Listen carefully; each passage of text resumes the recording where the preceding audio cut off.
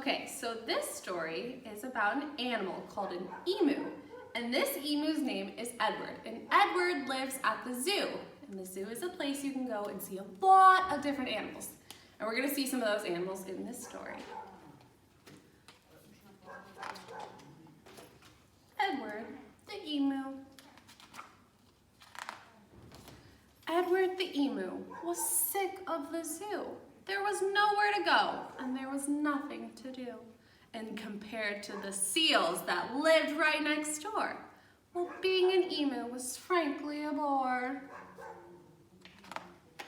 So that night, when the zookeeper went home to bed, Edward jumped from his pen and he laughed as he said, "The seals are best, anybody can tell, so tomorrow I'll be a seal as well."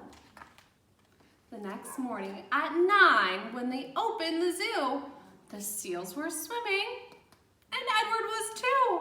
He dived in the water and basked in the sun, and he bounced a ball on his beak just for fun. That's what he was doing in the beginning. That was what they were showing. He's bouncing the ball on his beak like the seals do, just for fun. Well, Edward was really enjoying the day till he overheard someone behind the fence say, "The seals are amazing, it's true, but the lion is the best thing at the zoo." What? So that night, when the zookeeper went home to bed, Edward jumped for the pool and he smiled as he said, "The lion's the best anybody can tell, so tomorrow I'll be a lion as well." I was like, get out of here. The next morning at 9, when they opened the zoo, the lions were roaring, and Edward was too. He snarled at the ladies and growled at the men. Life was certainly grand for a lion in his den. Well, Edward was having a wonderful day, till a man in the crowd had the gumption to say, "The lion's a beast I shall always detest, but the snakes are the things that I like to see best." I said, "What? I thought the lions were." So that night, when the zookeeper went home to bed, Edward crept from the cage and grinned as he said, "If the snakes are the best things, and if that's what they say, then tomorrow I'll be a snake, just for the day." Look at this, lion's not very happy. Edward's using him to climb the fence. The next morning at 9, when they opened the zoo, the snakes were hissing, and Edward was too.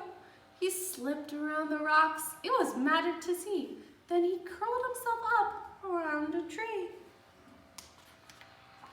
Well, Edward was just warming up for the day when he overheard one of the visitors say, "The snakes are impressive, I know it's true, but the emu's by far the best thing at the zoo."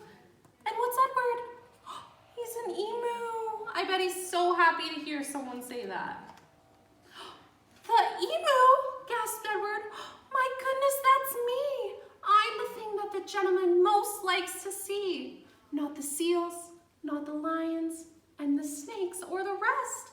It's Edward the emu he likes to see best. Look, he's so happy." Do you think he's gonna go back to his part of the zoo? So that night, when the zookeeper went home to bed, Edward slipped from the cage and he laughed as he said, "If the emu's the best, then that's easy then. Tomorrow I'm Edward the emu again." I bet the snakes are probably happy to see him go. Edward ran to the place where he used to reside.